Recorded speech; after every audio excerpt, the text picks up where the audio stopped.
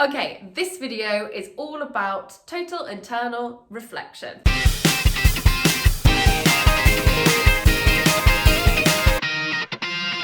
So hopefully you've all watched my previous video on what refraction is. If you haven't, I would suggest checking that one out before you watch this one. We're now going to use that knowledge to look at this effect called total internal reflection. So we are going to consider a glass block and some air and a light ray.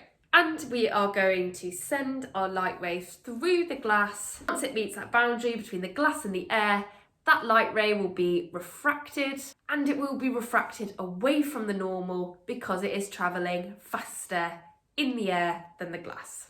Okay, what happens if I put the light in at a larger angle of incidence? Well, the light gets refracted more. What about if I do it again? More, and again, more, and again.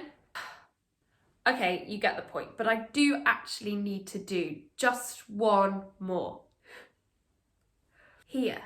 Now, the angle of incidence is so large that the angle of refraction is actually now 90 degrees. Or in other words, that light comes out right along the boundary between my glass and my air.